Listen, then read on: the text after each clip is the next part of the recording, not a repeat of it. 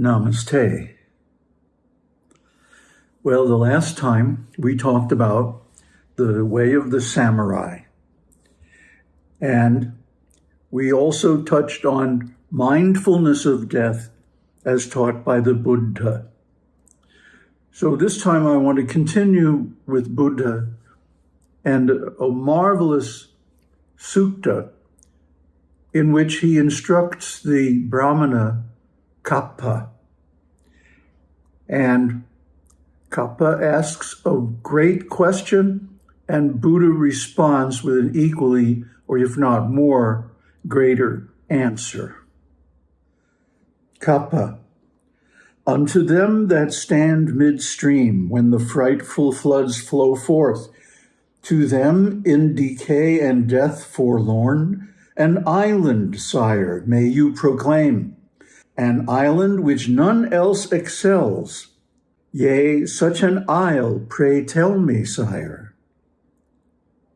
Buddha, unto them that stand midstream when the frightful floods flow forth, to them in decay and death forlorn, an island, Kappa, I shall proclaim. Owning naught, grasping naught, the isle is this, none else besides, Nibbāna. That is how I call that isle, wherein decay is decayed and death is dead. Bhikkhu Ñāṇananda's commentary. The Buddha, soon after his enlightenment, reflected on the profundity of the Dhamma and was rather disinclined to preach it. He saw 2 points in the doctrine that are difficult for the world to see or grasp. One was paticca samuppada.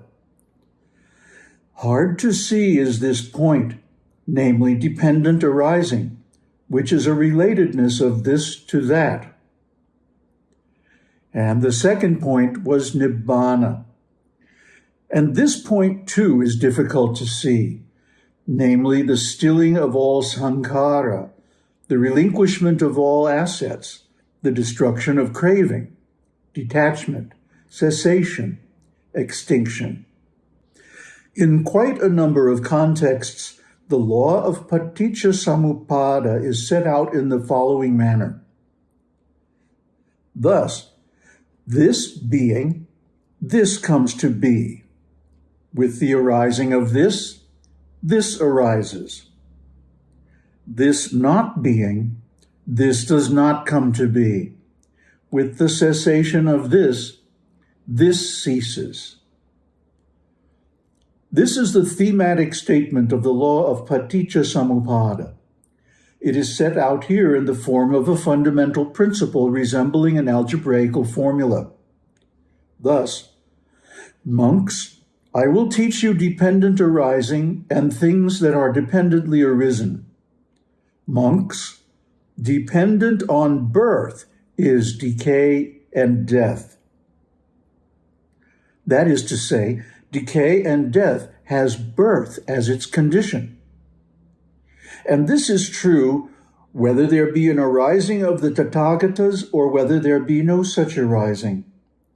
That elementary nature, that orderliness of the Dhamma, that norm of the Dhamma, the relatedness of this to that, does stand as it is.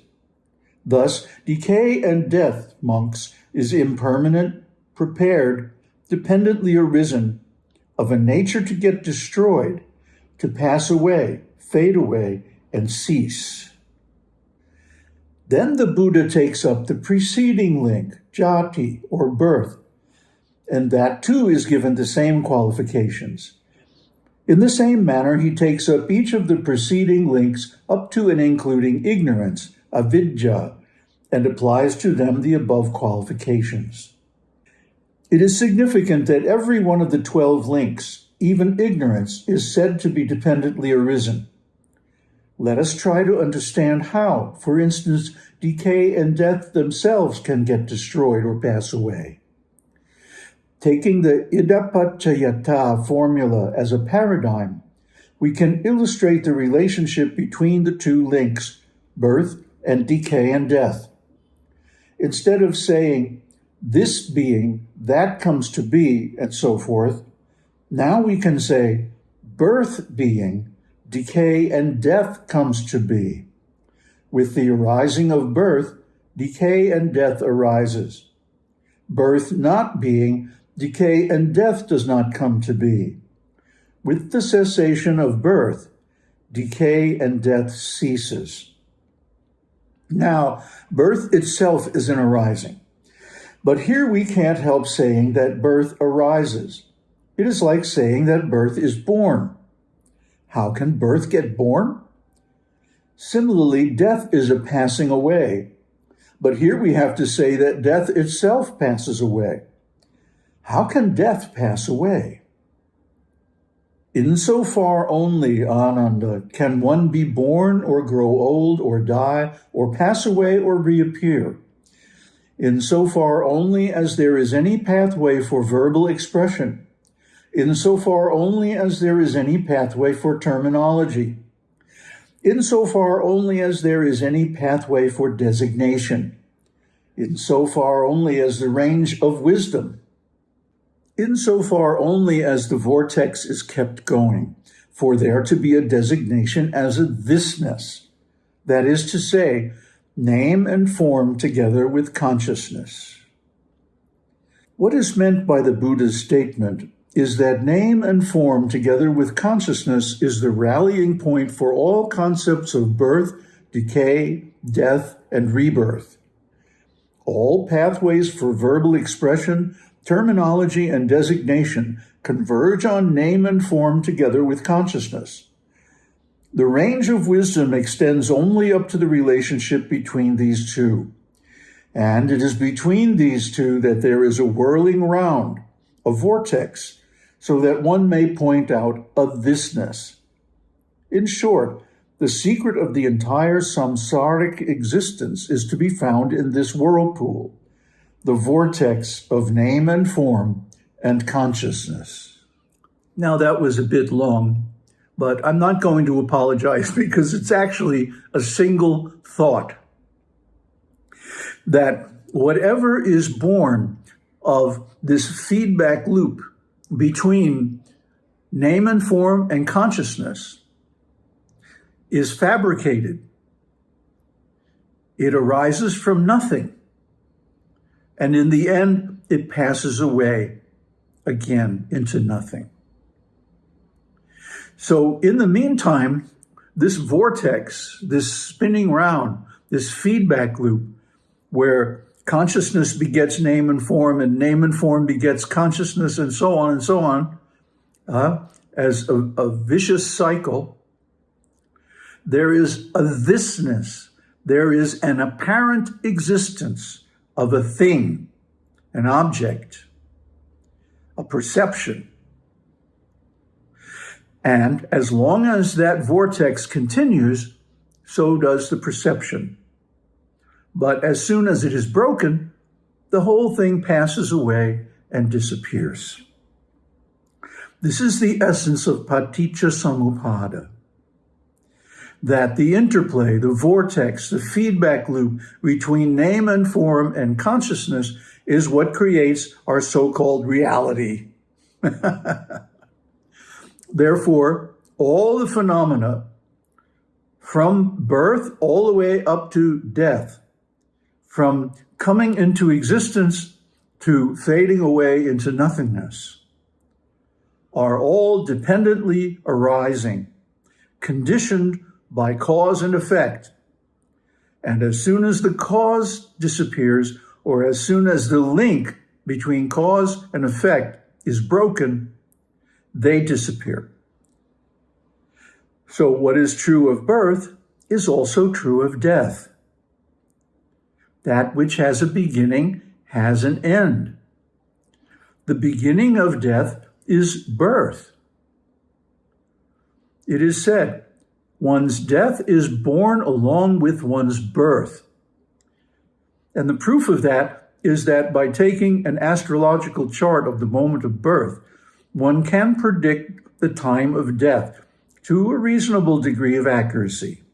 A really expert astrology can pinpoint it, huh? But there aren't too many of those around these days. The way to prepare for death, the way to learn how to die, is to get rid of the conditions that cause birth. What are those conditions? Name and form and consciousness.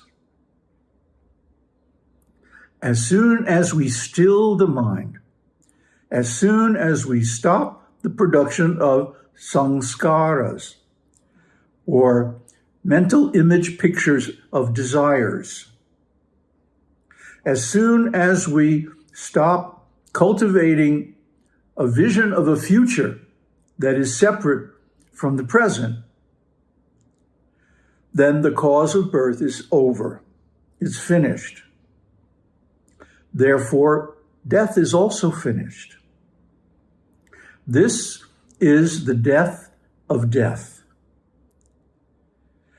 When birth itself is stopped, when the process of paticca-samuppada, dependent arising, is broken,